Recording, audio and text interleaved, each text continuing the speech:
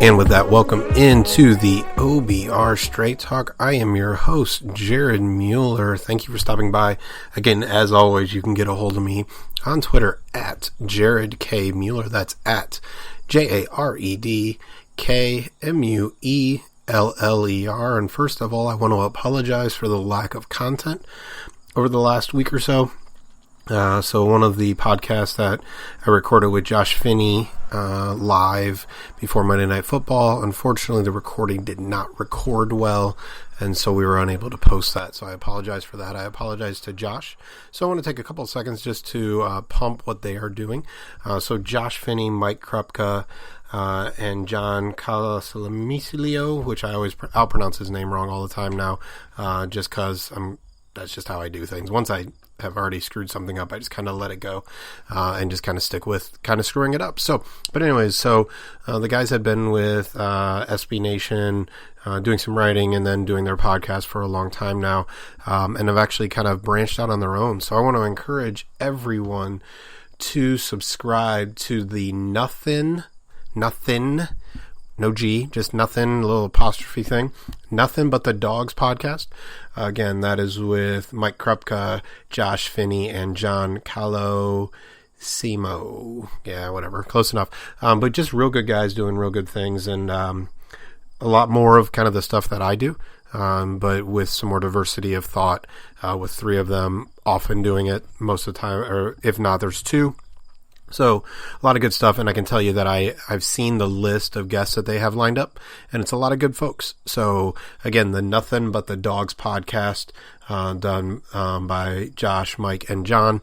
I'll just encourage you guys to get to that. But again, I apologize that you did not get to hear Josh and I about an hour or so before Monday Night Football, kind of just talking through where the Browns were, injuries, the Jets, Greg Williams, all of that kind of stuff. So I apologize for that. And then, as I've noted on Twitter, just had some water issues in our house where the upstairs bathroom flooded into our downstairs bathroom, kitchen, hallway, all kinds of stuff, which put us back and forth between a hotel for a while.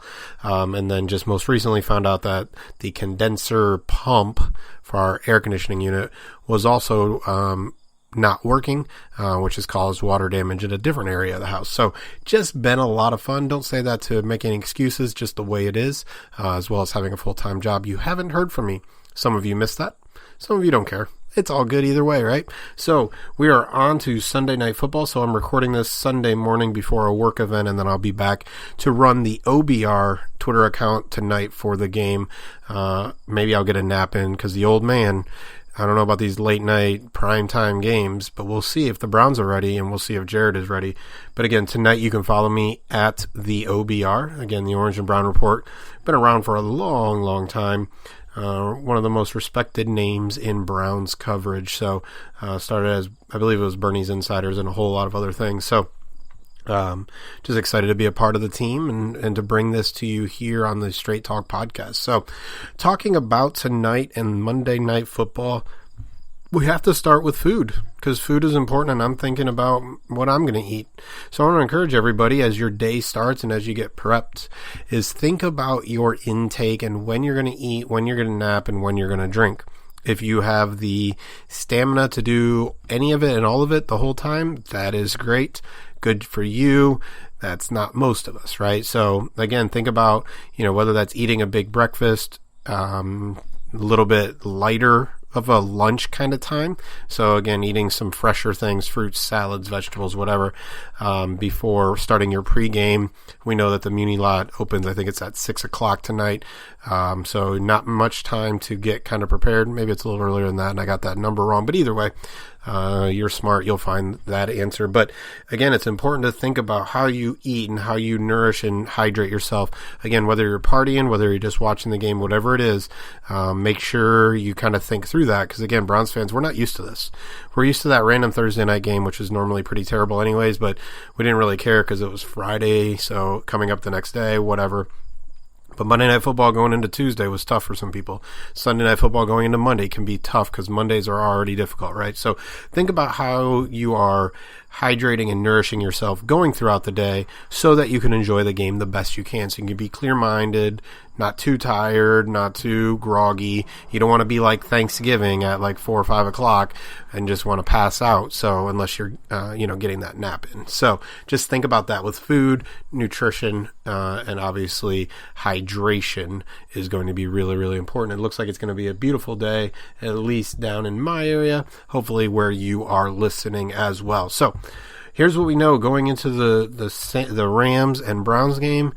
It looks, folks, like this is going to be a tough one. Well, that's not a surprise, right? We're talking about the team that was in the Super Bowl last year. Now, they shouldn't have been in the Super Bowl because that terrible no call against the Saints, but the Saints still had an opportunity to win that game and didn't put it away. So the Browns are facing a very, very good team who they have their ups and downs. They have some issues, but we know has talent across the board. And so I think the first thing we need to talk about is expectations. We've talked about expectations before on this podcast, especially this offseason. So first, think about what are your expectations for tonight before we talk about what they mean for how this game goes and how you experience it. All right, do you have those expectations? Do you have what you hope happens, worried would happen, whatever it is? Do you have those in your head? Because those are a setup. Good or bad, those are going to be a setup for you. If you expect that the Browns are going to get destroyed, and they get destroyed, it's a little easier to take. But if you're hyped up thinking that the Browns with the home crowd and spotlight, primetime game, and after getting that win last week against the Jets are likely to win the game, then you're going to have a lot more excitement before the game starts and even early in the game. You're going to have these heightened kind of endorphins and all kinds of things going on, which obviously, again, are great, but you can be brought down. So no matter what side of that pendulum, if you're swinging one way or the other, if you have very low expectations, you're not really going to enjoy a lot of the ramp up, and early in the game, you're just going to be waiting for the Browns to kind of shoot themselves in the foot or the Rams to put their foot on the neck. I guess I would like the foot metaphors this morning. So you won't really enjoy a ton unless the Browns win, and even then, because you had so low expectations, that enjoyment may not come until the game is put away, whether that means the Browns are up big in the third quarter or the game is literally just actually over. Your enjoyment may be pretty limited, but your feelings of neglect and regret and all that probably are going to be pretty limited as well. On the other hand, if you're on the other side of that spectrum, then you're going to enjoy a lot more things, but have a bigger opportunity for a fall. Is there a right answer? Is there a right way to be? I don't know. And it doesn't really matter. It's not for me to say. It's important, again, for you and for I to understand how our expectations impact us. Now, many of you are probably saying, well, Jared, I'm kind of in the middle. And again, in the middle is fine. The question really is, are you really in the middle? Are you really believing the Browns and the Rams, there's a good chance for either team to win and you wouldn't be surprised by anything?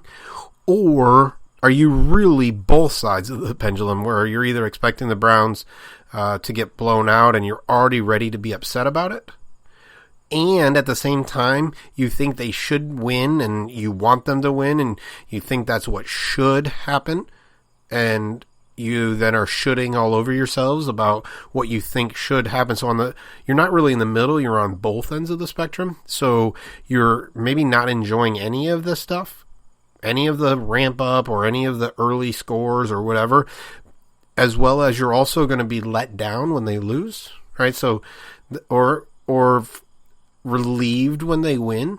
So yeah, again, there's no right way. I would really encourage you to pick a side or be in the middle, really in the middle, because those expectations really do impact you, right? And so it really does control how you see things, right? And so if you thought the Browns were supposed to be good, should win games, should be 2-0 going into this week, or didn't win well enough against the Jets, a lot of those expectations really can set you up to be upset or to not enjoy things that are good, right? Did you enjoy the OBJ long touchdown run or catch and run? Hopefully you did. Hopefully you can look back at the excitement that brought you. Because going into this Rams game, we know injuries are a problem. It's easy to remember all the ones on the defense. So we expect Denzel Ward to be out. Christian Kirksey is out. Demarius Randall is out. Burnett is possibly limited. Greedy Williams is possibly limited. On the offensive side of the ball, Chris Hubbard is limited. There's tons of players who have missed time and time again, have missed practice this week. So we know there's going to be a lot of players out. And so with that, we go into kind of previewing the game and a little bit about what Jared is going to be looking for. And again, my hope is to encourage you to look for things that are a little bit different, right? And when I say that, it's important to remember that the standard football fan watches the football. That sounds a little basic, right? Duh. But the standard football fan watches the football and doesn't tend to watch where the football isn't.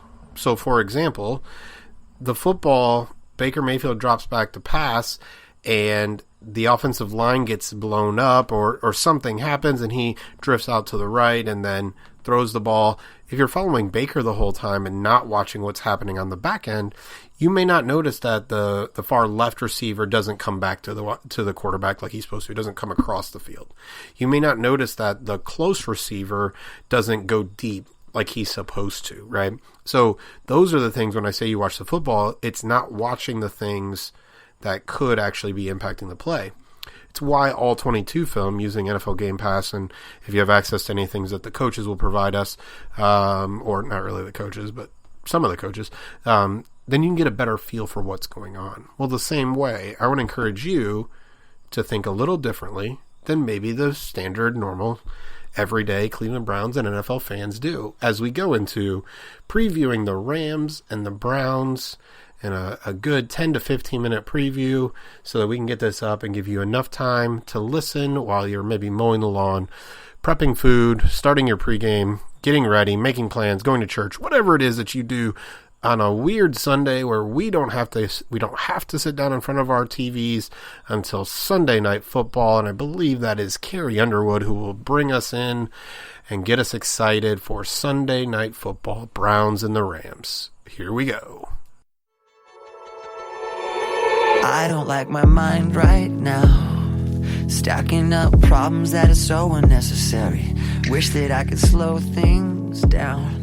I want to let go, but this fading in with both two Linkin Park songs feels just about right. And I like using heavy here just because I think when we start thinking, which is, again, what I do full-time for my full-time job as a mental health professional, sometimes we don't like our minds, right? And so it is so easy to look at the Los Angeles Rams and just naming. I'm literally just looking at the depth chart. Jared Goff, Todd Gurley, Brandon Cooks, Robert Woods, Cooper Kupp, Andrew Whitworth, Michael Brockers, Aaron Donald, Clay Matthews, Dante Fowler Jr., Marcus Peters, Eric Weddle, Aqib Talib, Nickel Roby-Coleman.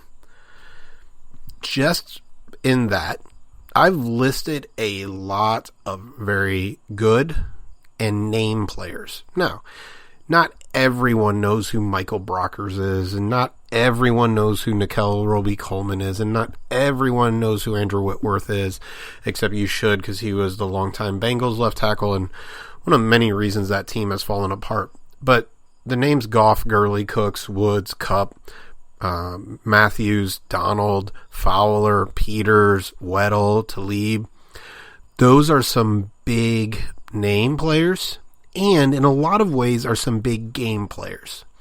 So let's start with the offense. How do the Browns fight an offense that is run by a genius? Sean McVay. I don't know who, I guess I just combined Sean McVay and Todd McShay into Todd McVay. That's an interesting one. Hey, I don't like my mind right now. It's causing problems that are so unnecessary. But Sean McVay, who is, if you've ever watched any of the videos of his memory, he knows basically every play he's been involved with back into high school. So you have a genius who has an opportunity to go against a defense that is without Christian Kirksey and Denzel Ward and Demarius Randall and limited with some other players. How do the Browns stop them? There's a lot of talk about that the Rams haven't played as well on the road. And while there may be some factual truth to that, I think it's really difficult for us to just make assumptions that those kind of things are going to continue, right? Especially when you're talking about a team that's not like the New Orleans Saints. The Saints' home advantage is so huge in the dome, the noise, and a very intelligent crowd, right? They make a lot of noise when the opponent's offense is on the field, and very little when the Saints are on the field, except for when the play is over and they're cheering and those kind of things. So the Rams don't have that out in LA. So that they've struggled on the road isn't something that I'm going to put my hat on and say, great, the Browns have a better chance because the Rams struggle on the road. And it also, being on Sunday Night Football, takes away the advantage of a West Coast team coming to the East Coast, right? So normally, there's a little bit of an issue because a 1 o'clock kickoff in Cleveland is kicking off at 10 a.m. LA time. And almost no matter what you do, unless you stay on the East Coast for the whole week, it's really hard to adjust your bodies. And so oftentimes West Coast teams tend to struggle on 1 o'clock kickoffs on the East Coast. That's not true for this game. So Sunday Night Football kicks off after 8 o'clock. That means the Rams will be at 5 o'clock their time. At some level, it may even be an advantage to them. Now, the Browns obviously played Monday Night Football last week, so it's helpful that they have a little bit of that extra time. They lost a day, but not totally. But it might actually be an advantage for the Rams. It'll be at a more normal time to play football for the Rams than it is for the Browns playing late at night. So the whole, they don't play as well on the road, and that the Rams are coming west to east. Those two advantages I really don't put a lot of stock in. They could continue to show that statistically, but generally, much like fumble recoveries, I kind of think that's more luck than anything when it comes to playing on the road for a team like this that's really talented and all of those kind of things. I think it's just luck at some point in time. I think after a while, the statistics will bear that out, and we'll go from there. But the Rams offense, again, Goff, Gurley, Cooks, Woods, Kupp, they'll be without Tyler Higbee, it looks like, at tight end, but Gerald Everett is a very good receiving tight end that should cause things to go kind of smoothly, maybe not as good as a blocker. So how do the Browns deal with the Rams? And this is going to sound almost counterintuitive, but I think the Browns deal with the Rams by really, quote-unquote, letting them throw the ball. And what that looks like to me would be using the front four and the front seven to stop the run, to stop the screen game, and to get pressure on Goff while playing some very simple, limited zones, maybe some kind of man at times, but when without Ward, without Randall, with Burnett and Williams limited, I think it can be really, really difficult to try to match up man-to-man with this many weapons. What you can do is try to throw different versions of zone out there to at least make Jared Goff hold the ball just a split second longer, right? And so is it cover 2? Is it cover 3? Is it cover 4? Is there going to be some kind of zone blitz? All of those things are maybe a little bit more important for the Browns' defensive secondary because of all of their limitations. And what it also can allow is that extra second for Myles Garrett, Larry Ogunjobi, Sheldon Richardson, Olivier Vernon, and maybe even Jannard Avery to get after Jared Goff, the quarterback, right? But again, the Rams have so much talent with Gurley, Cooks, Woods, and Kupp that it's important to understand that they're going to get their yards. That's going to happen. So this could look like a game where the Rams really do succeed between the 20s, and then the Browns try to lock things down inside the red zone, force them to field goals, those kind of things. And they can do that with some soft zones, making sure nothing gets behind them, all of those kind of things, while trying to get pressure with the front four. And hopefully that pressure, along with mixed up zones, could lead to some big plays between the 20s. But as the Browns try to limit how often the Rams are on the field, it wouldn't be terrible for the Rams to have to dink and dunk their way down the field. It wouldn't be terrible for the Rams to chew clock in some ways helping the Browns defense. Now, that leaves the Browns defense on the field a lot longer and keeps the Browns offense off the field, but the Rams being explosive means a couple things. It means the Browns offense will go away from the run too quickly, most likely, and that the Browns defense's confidence gets a big hit, right? And so, again, mental part of the game is really, really important. So for me, if I'm Steve Wilks, my goal is, obviously I want to mix things up. I'm not going to just do the same thing over and over again, but my goal is to get pressure with the front four, front seven, contain the run with the front four, front seven, front six really, and the 4-2-5 defense that they tend to be in base, and then mix up coverages on the back end. Not letting anything over their head, not letting the big plays. See what happens then. See what happens if the Browns offense is just down 3-0 versus 7-0 if the Rams get the opening kickoff. See how different that pressure feels. See how different that pressure feels for the defense as they get back onto the field. I don't know if this is an offense that you can stop unless you're getting pressure with a front four. And the Browns are set up to do that. Listen, Andrew Whitworth is getting older. Austin Blythe is questionable for this game. Rob Havenstein hasn't really been a player that I've loved over the years. Good, not great. Noteboom has been good. Brian Allen's been fine. But overall, the offensive line has not been as good as it's needed to be. What I think you'll have to be worried about is at a very aggressive front four with some limitations on the back end, does Sean McVay and his genius get the Browns out of position? Does Sean McVay and his genius put the Browns in position where they are not able to control themselves? They did that against the Titans. Derrick Henry's touchdown run was pretty ugly because the Browns were out of position even in their blitz. So that's where you have to be worried, and that's why some of those softer zones, those don't let them get beat deep zones, along with pressure up front, can be really, really huge to try to disrupt the Rams as well as to cause some problems down there in the red zone. I think there's some proof that Todd Gurley scores almost more often outside of the red zone than in the red zone. I think with Cooper Kupp back, they are still more dangerous inside the red zone. But the Browns can do some things to mix that up, cause problems as much as possible against a very good offense whose offensive line seems to be the weakness at this point in time. But if I'm the Browns, I rely on that front four to make pressure, and I throw every kind of zone defense I possibly can on the back end to try to make up for the limitations that injuries have caused the Browns defense. I think what is really interesting when we now talk about the Browns offense is to really look at that Rams defense. We all know about Aaron Donald, the all-world Aaron Donald, who is questionable with a back injury. He's going to play, and he's probably going to be great. This is what I know. I'm going to devote as much energy to Aaron Donald as possible, and everybody else on that defense, maybe besides Eric Weddle, are ultra-aggressive players. And so outside of just double and triple teaming Aaron Donald, everything else that I do is going to be to try to take advantage of the aggression of the Rams defense. Marcus Peters, Aqib Talib, even John Johnson a little bit, Clay Matthews, Dante Fowler, Michael Brockers. That is a very aggressive group of players. And one way to take advantage of that is going to be, and it doesn't always have to be this ultra creative and weird kind of stuff, though that can help.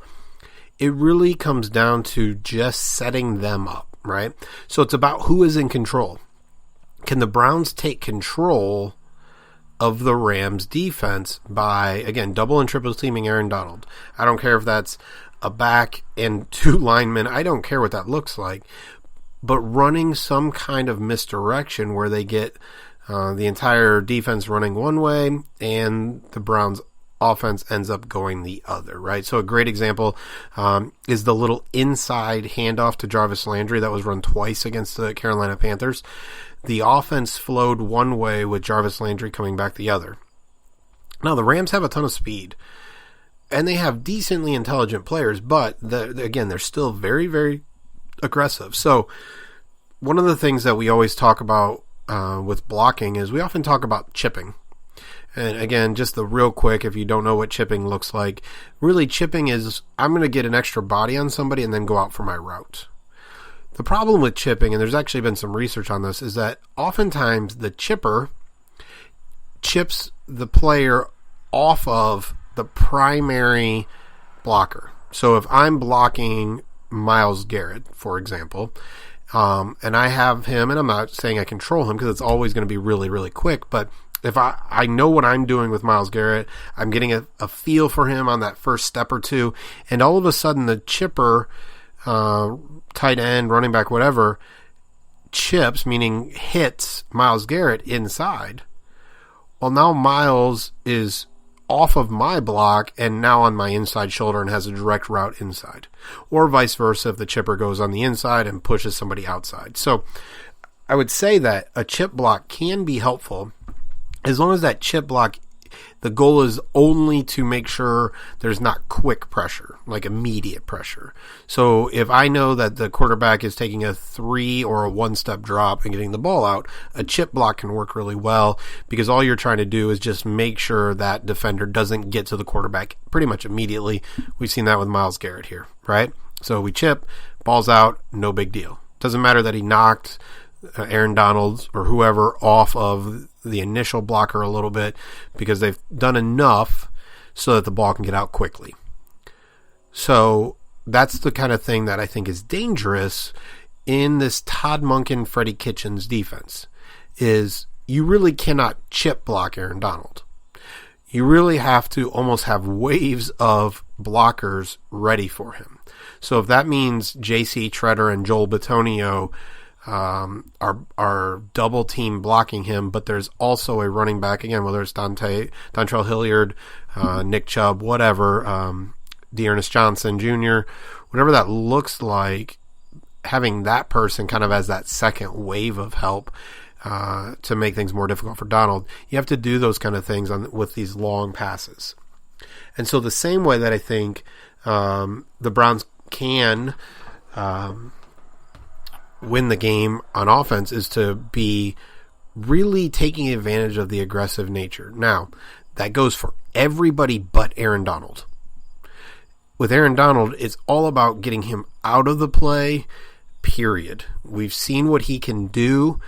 Everyone has tried everything you can do. This is not me pretending this is going to be easy or there's a simple plan for it.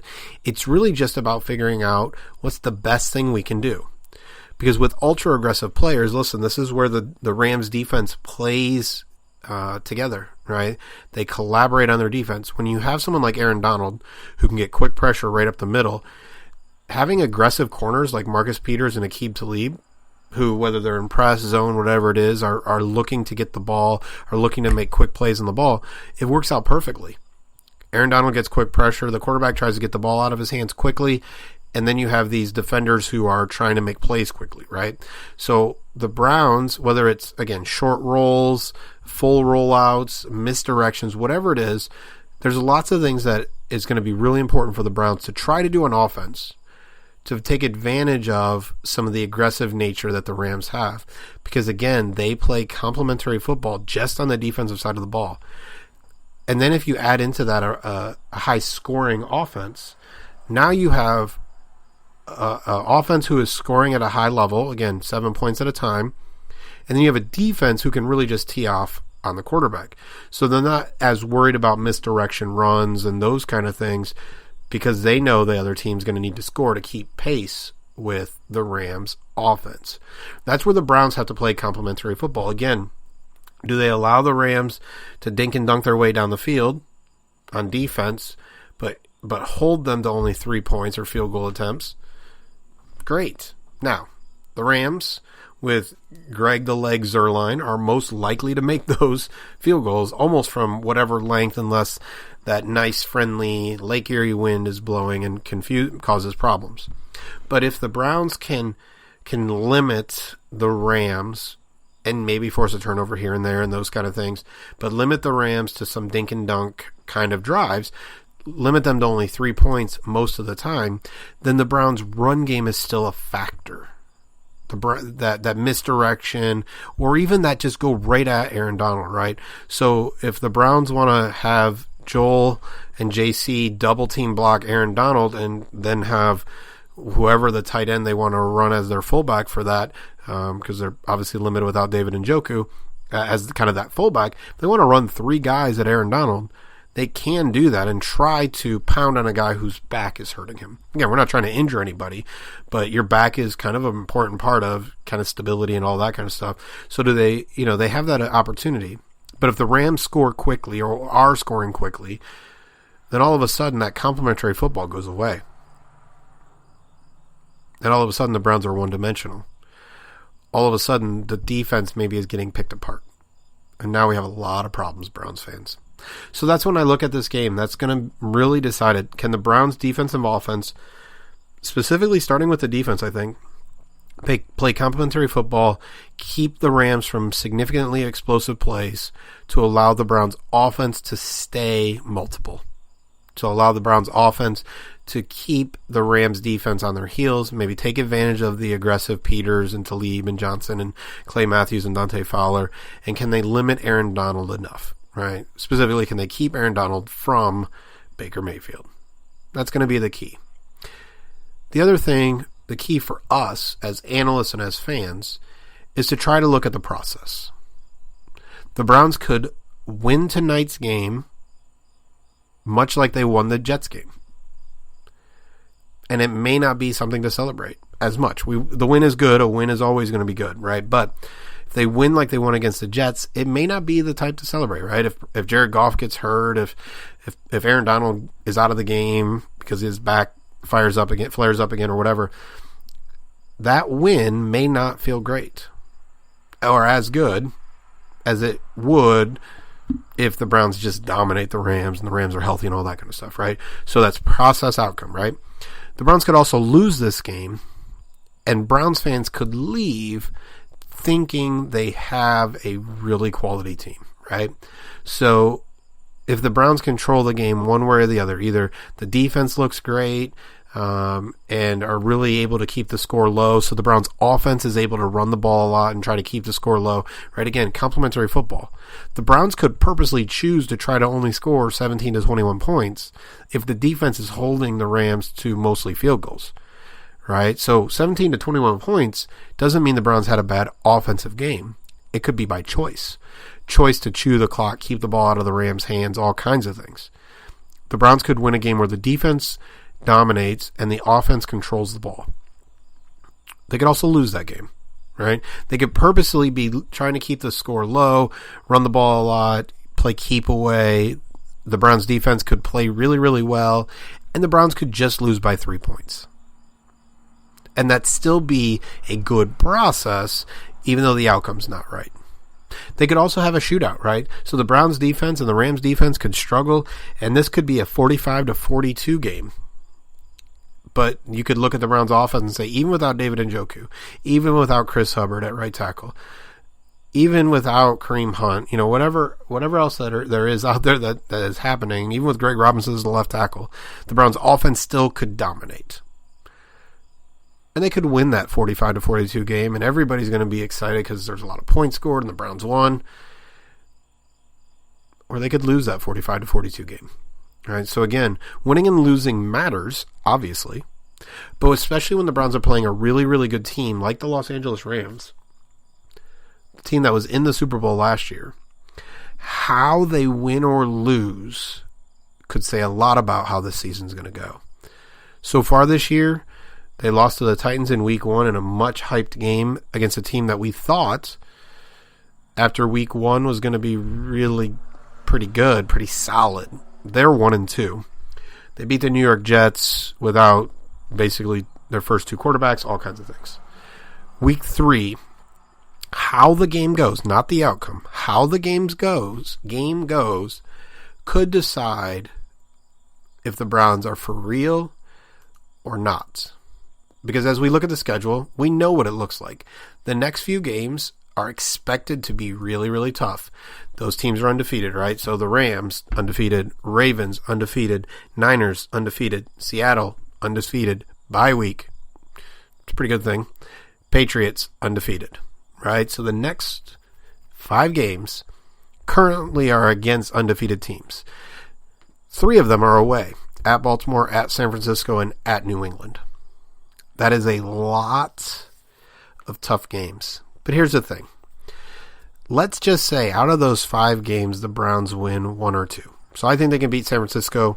I think they can beat Seattle. Let's just say those are the 2 games they win. They lose to Los Angeles, lose to Baltimore, lose to New England. So at that point in time, the Browns would be what? 3-4, right? Yep. After week 8, had their bye, so they'd be 3-4.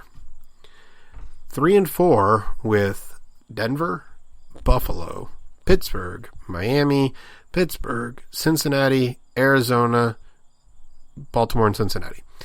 Of those, there are only 2 teams that seem like they are going to be good this year, and that's Baltimore, and that's actually Buffalo. Pittsburgh has fallen off. Miami's terrible. Denver's not good. Cincinnati's not good. Arizona's not good. Can the Browns come out of the first 7 weeks 3-4, even 2-5, with 9 games to go, where 7 of them should be wins? Should. Keyword is should, right? I told you earlier we should all over ourselves.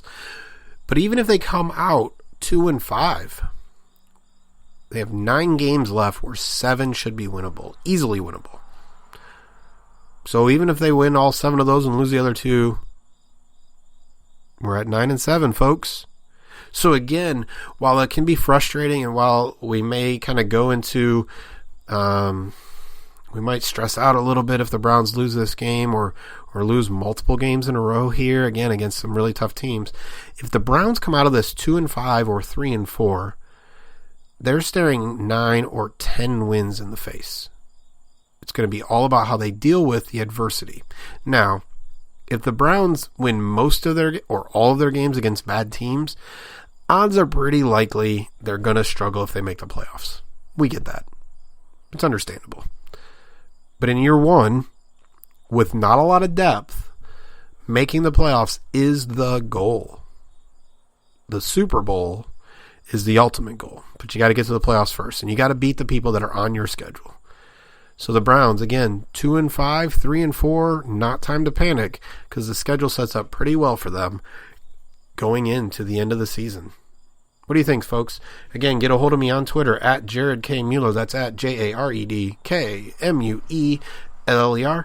And again, I will see you at the OBR on Twitter. So at the OBR for the game tonight. Thanks for stopping by.